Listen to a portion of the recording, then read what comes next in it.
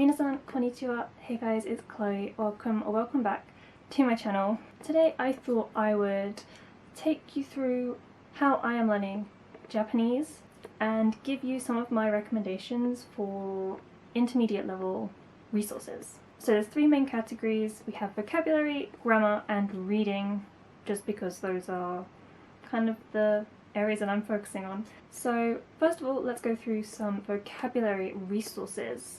So the first books I would like to recommend are the best vocabulary builders for the Japanese language proficiency test. So I have the N3 and the N2. I do believe they now have published ones for every level of the JLPT. I'm currently going through the N3 one again just to fill in the gaps.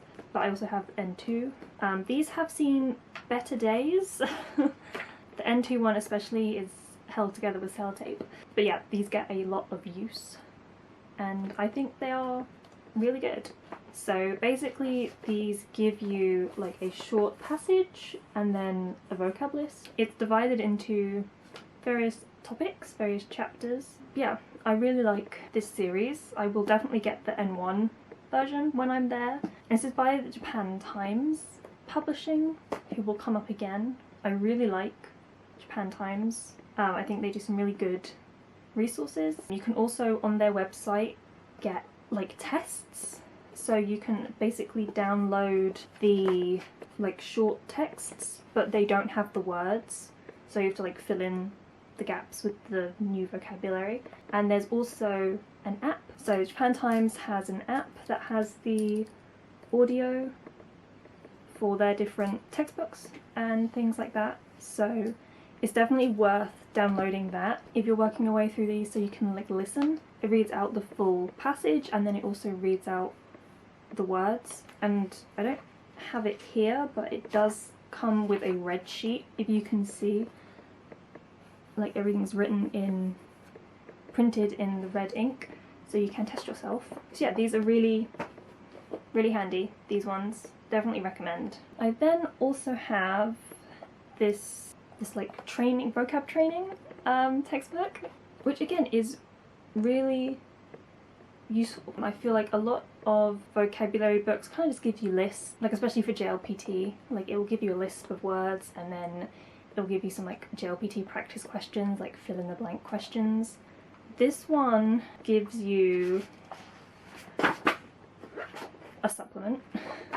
It gives you not just lists, but it gives you pictures and diagrams, and then there's phrases and how to kind of form the phrases using the words. There's also comprehension questions, so it's not just filling in blanks. It asks you questions and then you have to use the vocabulary in your answers, which I think is really good. There's listening passages, and there is also writing. So it gives you different writing activities, so you're actively using it. You're not just memorizing a list of words.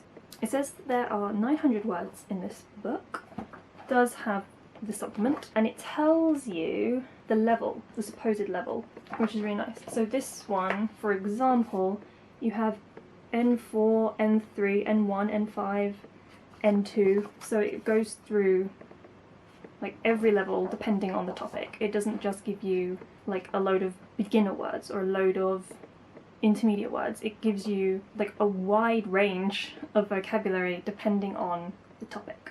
So yeah, there's one about cooking, one about your physical condition and being sick, one about clothes, personality, one about seasons. The one I showed you earlier is about World Heritage Sites, which is always interesting to me. I was kind of surprised by this one, honestly, but yeah, I think whatever level you're at, this is a good vocab book to have. Okay, so those are the two main ones for vocabulary that I'm using. I do also use Anki, so any words that I don't know, from this book or when I'm reading or something, if I don't know it, I'll stick it in my Anki deck. So now we can move on to grammar. So this book isn't new, but I do want to just recommend it again. It is the Grammar Dictionary, Essential Japanese Expressions, and yeah, it's just a grammar dictionary. so everything's in alphabetical order, and then it does give it a rating, so like 2 stars or 1 star, it's N2 or N1. Yeah, lots of example sentences. It tells you how to form it, tells you what it means. It does have English, Chinese and Korean explanations as well if you're still at a lower level and don't understand the Japanese. So it's a really good reference, and I do reference this a lot. Like pretty much anytime I'm studying grammar, I will have this on hand. Yeah, it's a great reference. It's great for looking things up quickly. It's great if you want to review grammar, especially with the star ratings. So I've been going through some of the N3 grammar to kind of refresh my memory. So it's really nice that it is like organized that way, it's structured that way. So this does cover everything from N5 to N1, so whatever your level, this is really good. Okay, then we have Bunpo Buddy. This is a new series. Again, you might notice Japan Times. I believe they have published N3 and N1 as well. I imagine N4 and N5 are coming soon, but I really like this book. I find a lot of grammar resources, especially for the JLPT, are quite dry and pretty boring. So at the beginning of every chapter you get a vocab list. So these are words that are going to come up in the chapter. And then you get into the grammar. So it gives you some example sentences, how to form it, a little bit about what it means. Then there's some like easy like choose the correct form questions, and then there's some like fill in the sentence questions. So you're having to, you know, understand the grammar, understand the sentence, fill in the blanks with appropriate words, or like conjugate the grammar correctly. It's a lot more output focused than a lot of other grammar books. And it does have JLPT questions. So there's usually reading, grammar, so they have the fill in the blanks and the star questions, and then there are also listening questions.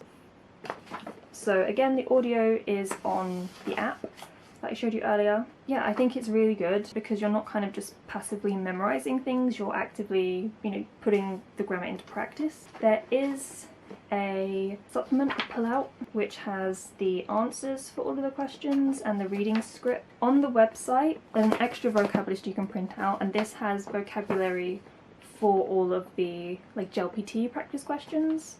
So if there's anything in there that you don't understand, it has it on here. Also on the website you can print tests for each chapter. So this is like extra practice. So it has the like choose the correct thing, choose the correct grammar or correct word from the brackets. It has some more fill in the blank questions, like complete the sentence questions, and then, and these are the ones that I really like, it asks you a question, it gives you the grammar that it's trying to prompt you to use, and then you just answer the question using the grammar. So I really like those questions, and I kind of wish they had more of these kinds of questions throughout the textbook itself, because I think they are by far the most useful. But yeah, this Bunpo Buddy, very good. I'm even thinking of getting the N3 one just for extra practice. And yeah, if you do get it, definitely check out the online resources. There's a lot on the website. And then we have a couple of reading textbooks, so like reading comprehension textbooks. I think this one I have mentioned before. Yes, the Great Japanese series. And I would say if you only get one reading comprehension book, I definitely recommend this series. Like from the ones that I've used, I personally think it's the best. They're not super long readings, they're usually about a page, which is 25 lines, and then it just gives you some, you know, reading comprehension questions and then some like discussion questions. It covers a lot of topics, and I find that the readings are very interesting. I find that I always learn something from these readings. I mean, you can see how much I annotate these texts. But what I do really like about this series specifically is not only the vocab supplement, but it also includes grammar notes.